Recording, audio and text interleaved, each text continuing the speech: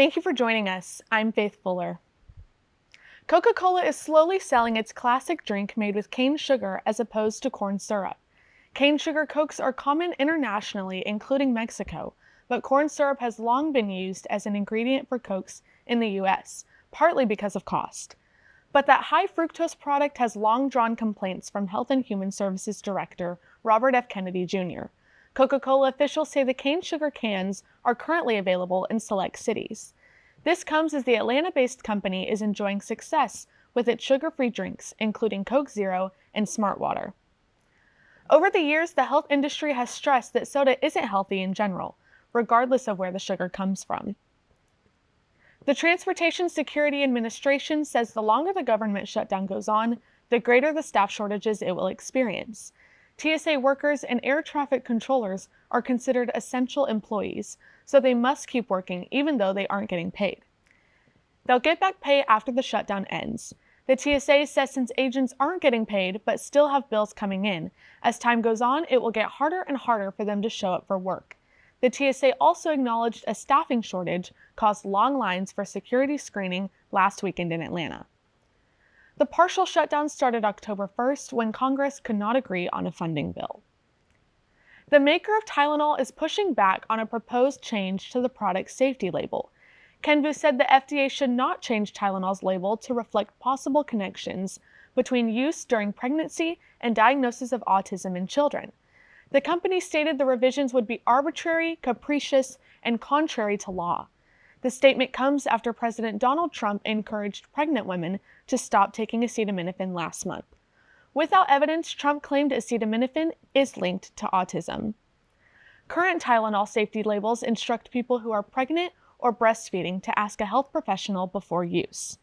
According to doctors and research, taking the pain reliever during pregnancy remains the safest option. New research shows fewer children are suffering from peanut allergies. Monday, the journal Pediatrics released a study finding a 43% drop in peanut allergies. The shift comes after a big change in national guidance in 2017 that encouraged early peanut introduction for babies. Experts say early exposure helps babies build food tolerance through the gut. The study also found that peanuts are no longer the top food allergen in young children. That distinction now goes to eggs. That's all we have for our national news. Why don't we take a look at what has been happening here in East Texas? A county-wide outdoor burn ban is now in effect in Nacogdoches County. The ban covers unincorporated areas starting October 14th and lasting 90 days unless conditions change. Dry vegetation, low humidity, and weeks without meaningful rainfall is increasing fire danger levels up across East Texas. The ground fuels are so dry that even a small spark from a burn pile could spread quickly through pastures or wooded areas.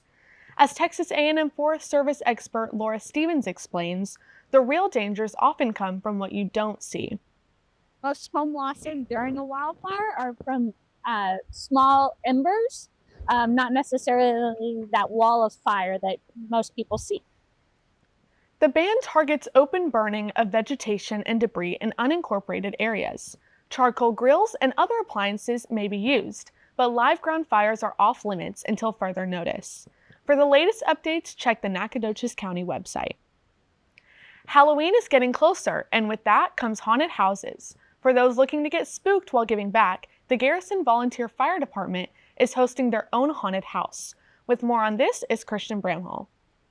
Beware, you're in for a scare here in Nacogdoches County. The Garrison Volunteer Fire Department is looking to give the community goosebumps with their 8th annual haunted house. Lieutenant and Secretary of the Volunteer Fire Department, Jade Carroll, helped set up the first haunted house and has continued to help the fundraiser grow. Well, 8 years ago, there was about 6 of us. I was one of the ones that first started this. We went down to Total Insanity in Lufkin, and we kind of already had the idea in our head that we were wanting to do something kind of along the lines of what they did. We brought it back to our chief, and it just blossomed from there. The haunted house has expanded this year, and they've set it up to be a lot more disorienting for guests. Workers say it takes roughly 15 to 20 minutes to make it through, but it'll be easy for a guest to get lost in it and potentially take longer. There's a heavy emphasis on clowns this year as part of the expansion as well. The haunted house is hosted at 666 Elm Street in Garrison inside an old nursing home. Patrons are in for a nightmare, but they are helping the volunteer fire department fund their dreams, as this is the volunteer fire department's largest fundraiser of the year. So all of our proceeds go back to the Garrison Volunteer Fire Department. Everything that is made up here helps get put towards tools, gear, fire trucks, different apparatuses that we need. We have 2 new fire trucks that we're working on paying off, along with several new tools that we're looking at getting. We've got several new members that have just joined, so we're going to need new gear. The haunted house will be open from 7 p.m. until midnight, October 23rd to October 25th, and October 30th to November 1st. Tickets are $15 for adults and just $10 for children 10 and under, as well as military members and first responders with a valid ID. Or just a good cause, the Garrison Volunteer Fire Department's haunted house has you covered. For JackTV News, I'm Christian Bramhall. Thanks, Christian. Sounds like a fun way to get into the Halloween spirit and give back to the community. For more information, go to garrisontx.us. Now, why don't we take a closer look at what has been happening here on campus? A peace treaty between Israel and Hamas has been made recently on October 8th for a ceasefire to end the 2-year war. The agreement that President Donald Trump helps make lays out a 3-stage plan. The first stage includes a ceasefire and a hostage release resolution for Gaza. The later stages focus on rebuilding the region and establishing long-term security. I think more critically, it will also be dependent on how the Palestinians, especially those in the Gaza Strip, react to the peace treaty, but also or the ceasefire. Leaders from both sides say they hope the deal will bring stability to the area, though tensions remain high as the details are put into action. International leaders are praising the move as a step towards peace, calling it a crucial moment. Even with the ceasefire in effect, isolated clashes between clans and the IDF are still taking place along the border. The Sylvans, Stephen F. Austin State University's timber sports team, are celebrating their first-place win at Arkansas State Lumberjacks' 42nd Annual Collegiate Championship. 34 Lumberjacks competed in 7 physical events against teams from the University of Arkansas at Monticello, Louisiana Tech University, Southern Illinois University, and Oklahoma State University. We got first place in all of our events except one, which we got second place. We did very well in our 3 crosscut sawing events. We've set Timberfest records this year. The Lumberjacks dominated the field, claiming first place with 34 total points, an impressive 11 points ahead of the runner-up. Since 2015, the Sylvans have competed in 10 collegiate tournaments and walked away with 9 wins, proving their consistent excellence. The Sylvans took first in 6 of the 7 events and even tied the record in axe throwing. With those record-breaking performances in more than half the events, the team is already sharpening their skills, preparing for the Southern Forestry Conclave in March. The TRIO Student Support Services awarded Stephen F. Austin State University's First Generation Program, GenJacks, a $1.3 million grant to help expand and support the program and the students involved for the next 5 years. It went from like 20 students and now we're currently serving 130. So like I said, we'll be able to basically grow that program 150% more. So we're going to be taking more than 300 students in. This grant will help the program grow their resources by being able to hire another project director and 2 coordinators to be able to serve their growing first-generation student population. Currently, over 40% of Stephen F. Austin State University's student population are considered to be first-generation college students. To be considered a first-generation college student, you would have parents or guardians that have not obtained their bachelor's degree. Stephen F. Austin State University's Homecoming Week is packed full of different events every day. Emily Resenio went to these events to learn more.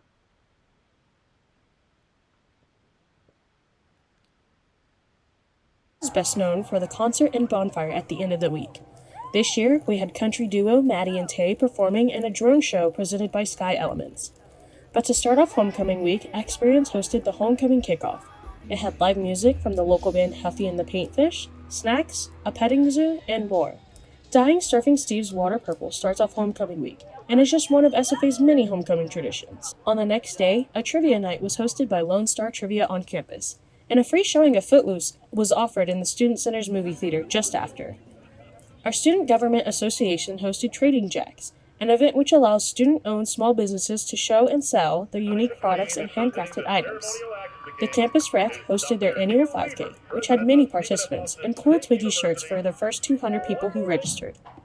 The Homecoming Parade is a perfect mixture of campus and community. It consisted of many floats from campus clubs and organizations, but also local schools and businesses.